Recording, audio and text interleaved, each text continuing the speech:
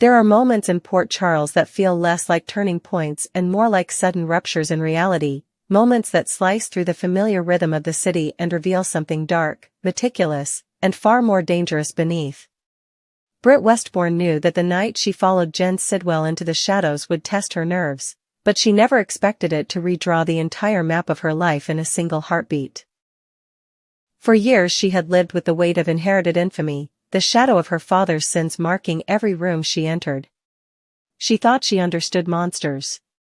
She thought she could recognize danger before it bared its teeth. But nothing, not all the whispered warnings, not all the late-night charts she reviewed to calm her nerves, prepared her for the elegance with which Sidwell crossed the line from scientist to executioner. The abandoned laboratory wing of General Hospital was cold enough to sting her skin, but Britt hardly noticed the temperature. She had come looking for answers after realizing Professor Henry Dalton's research files had been stripped of several key datasets, missing results that could destabilize the hospital's most high-profile project. Sidwell had been acting strangely for days, cycling between charm and cruelty with the ease of someone switching on a light.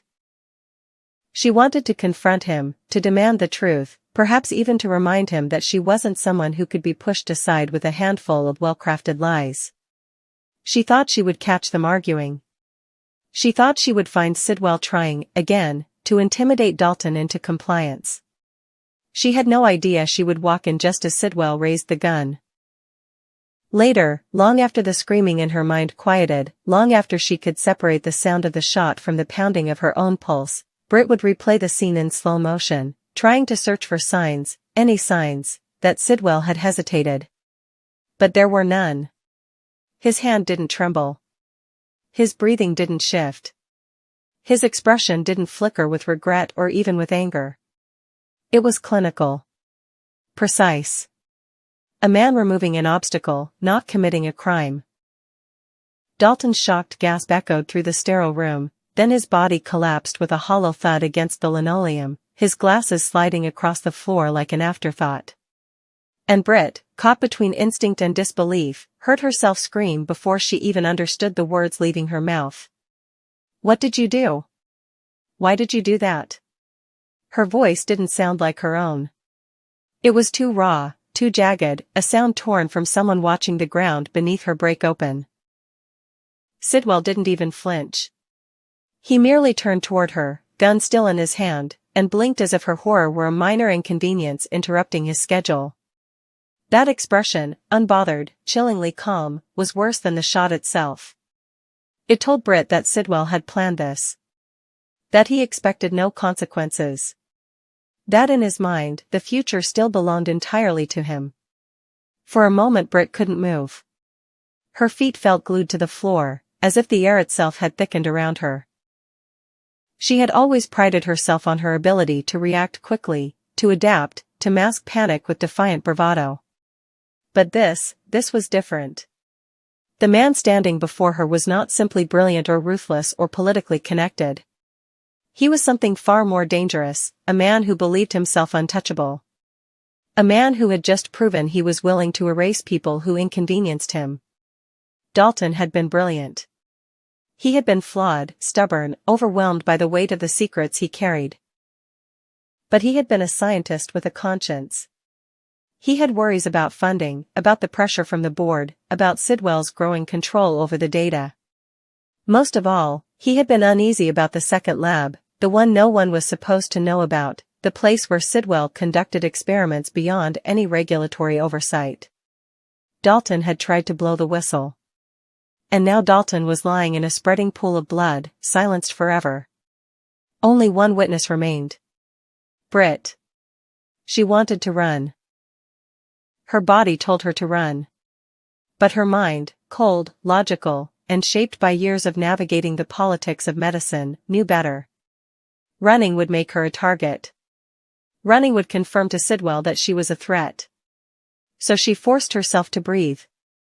Forced her hands to unclench. Forced her voice to stop trembling long enough to choke out a single sentence. "You didn't have to do this." Sidwell tilted his head, studying her like a specimen under glass. "I did what was necessary," he said, the words smooth as steel. Dalton forgot his place. I reminded him.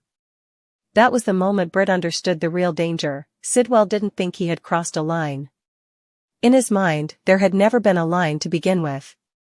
Something icy slid into her stomach. This was not just murder. This was strategy. Sidwell had decided Dalton was expendable, and he had decided it without hesitation. If Dalton could be erased so easily, then what about her? What about anyone who dared resist him?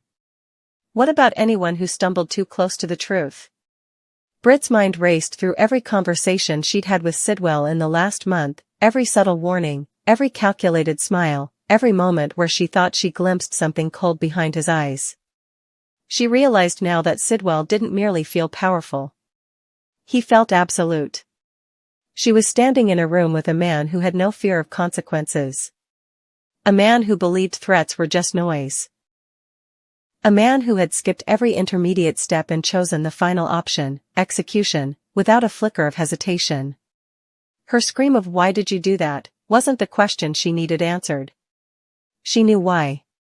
Dalton had become inconvenient. Unmanageable. Dangerous to Sidwell's larger ambitions. The real question, the one she felt echoing like a drum inside her chest, was this. What would Sidwell do with her now? ***. For several agonizing seconds, Britt waited for him to raise the gun again. She felt the invisible crosshairs centered on her chest. She imagined herself crumpling the same way Dalton had. But Sidwell merely walked past her, casual, unhurried, wiping the gun with a cloth he pulled from his pocket. He paused only long enough to give her a look that chilled her straight through to the bone. "You're smarter than he was," he said quietly. "Don't make the same mistakes." It wasn't reassurance. It was ownership. A warning disguised as praise. Britt swallowed hard. She understood perfectly. Sidwell believed she now belonged to his secret. That fear would bind her to silence. That her instinct for self-preservation would override whatever scraps of loyalty or morality she had left. And in that moment, Britt realized something she had never fully admitted to herself until now. Her survival depended on making Sidwell believe exactly that. But inside, a different resolve was forming. A slow, gathering storm of grief for Dalton, anger at Sidwell, and a rising determination not to be the next casualty. She knew Sidwell would not tolerate remorse. He would not tolerate hesitation. He wanted obedience. He wanted silence. And unless she played the role perfectly, he would remove her as effortlessly as he had removed Dalton. So Britt nodded. She forced her breathing to steady. She let her expression flatten into something neutral, unreadable, controlled. She let Sidwell think that fear had broken her. She let him think she had learned her lesson. But deep within her chest, beneath the panic and revulsion, a spark ignited, a quiet, fiercely burning truth. Sidwell had just made the worst mistake of his life. Not because he killed Dalton, but because he let Britt Westbourne live. She would not scream again. She would not confront him again. Not yet. But she would watch. She would document. She would gather every thread of information, every crack in his armor, every careless word spoken when he believed himself invincible.